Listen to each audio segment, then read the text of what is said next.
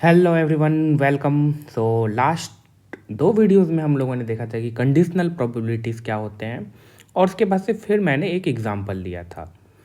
Now one question should rise in your mind. अगर नहीं भी राइज हो रहा है तो let me rise one question.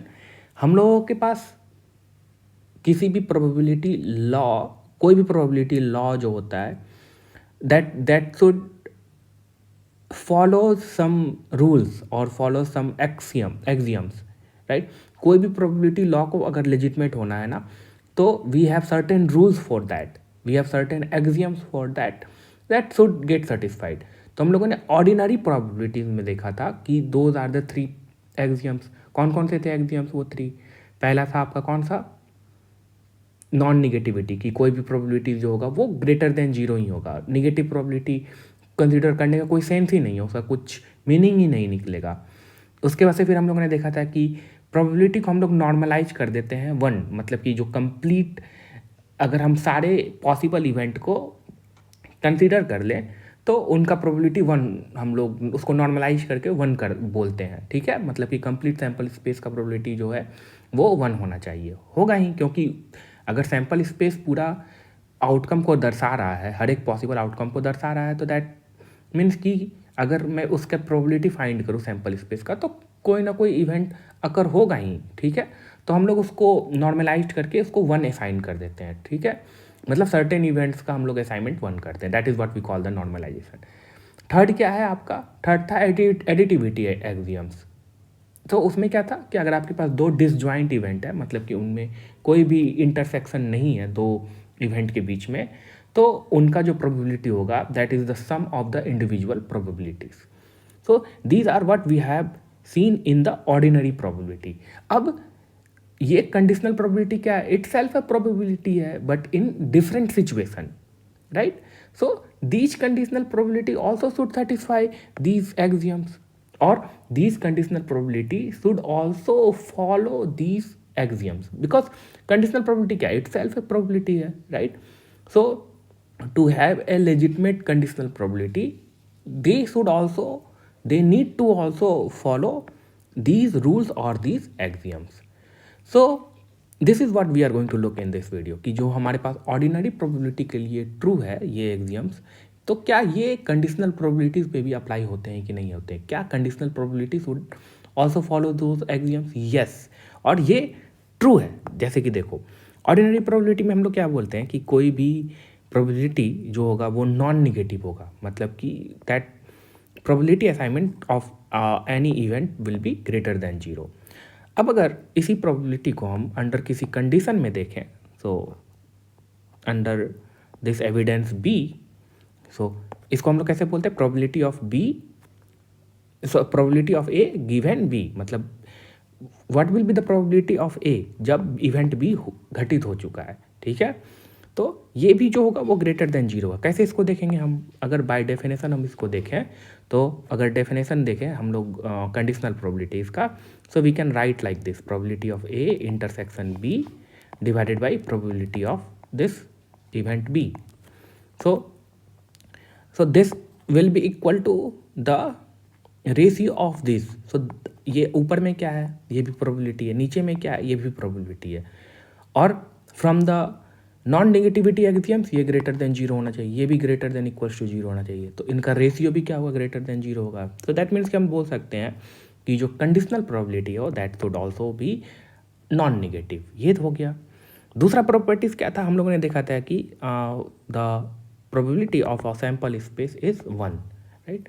क्या ये ट्रू है for the case of the conditioning? अगर हम लोग कंडीशनल प्रोबेबिलिटीज़ को कंसीडर करते हैं, मतलब कि अगर मैं ये बोलूँ what will be the probability of sample space given this event B, right? So from the definition we can see, right? So from the definition of probability, conditional probability, so that will be the probability of omega, the whole sample space intersection with the b divided by the conditioning probability, that is the probability of b, right?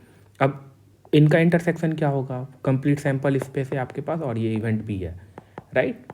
सो ये होगा, इनका intersection B ही होगा, so that will be equal to probability of B divided by probability of B. So from here we can also see that will be equal to 1, right?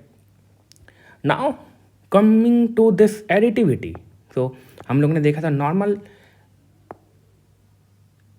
Ordinary probabilities के लिए कि अगर आपके पास कोई भी दो इवेंट है that is A and C, and if these two events are disjoint event, तो कोई भी आपके पास दो इवेंट है ए एंड सी, और ये क्या है, डिसजॉइंट इवेंट है, मतलब कि इनका इंटरसेक्शन जो होगा that will be empty set, right?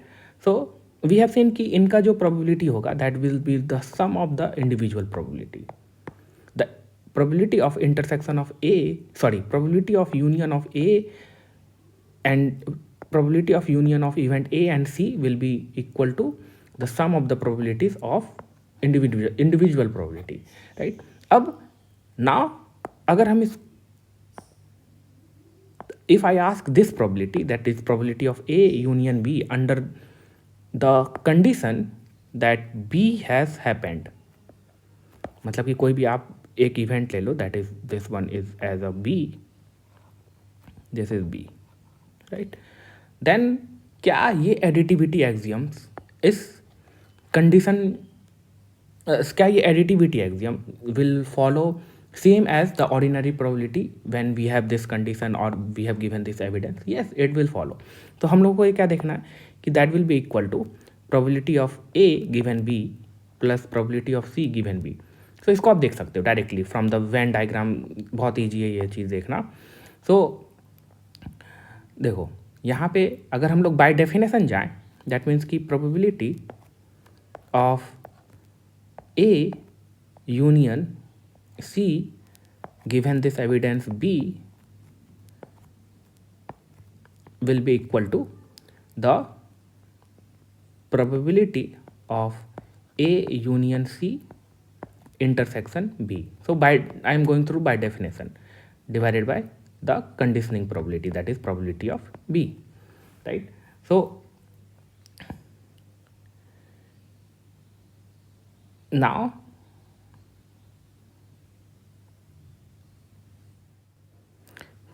इसको हम लोग कैसे लिख सकते हैं?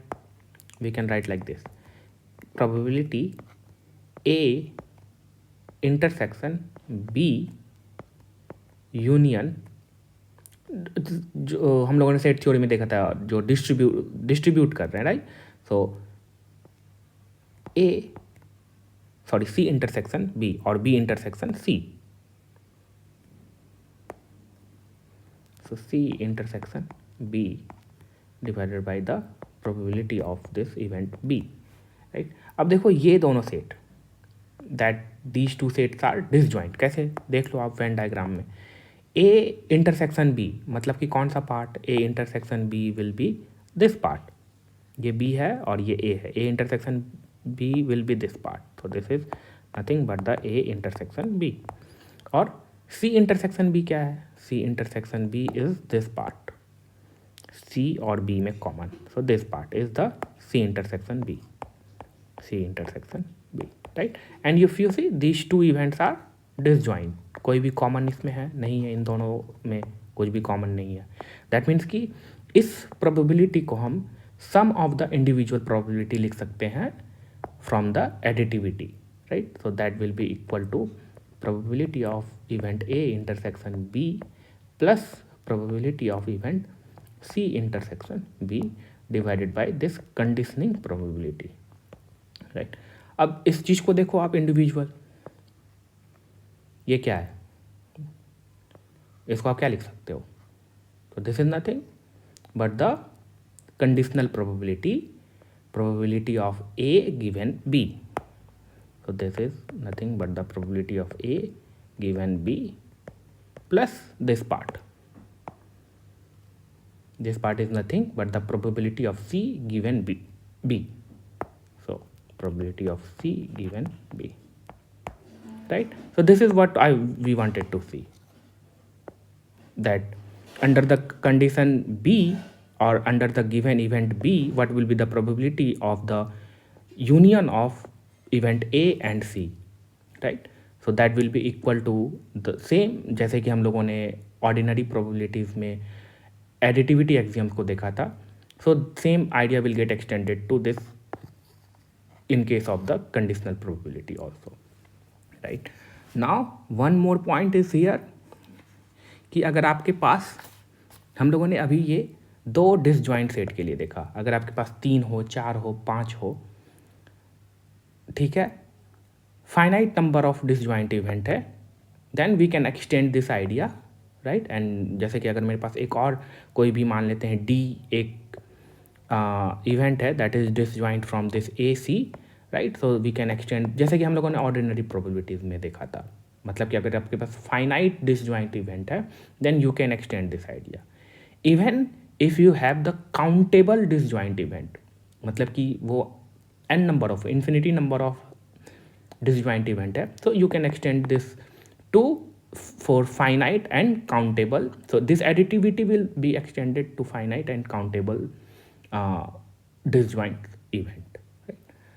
So these conditional probability do satisfy all the standard axioms of the probability theory, so conditional probabilities are just like the ordinary probabilities.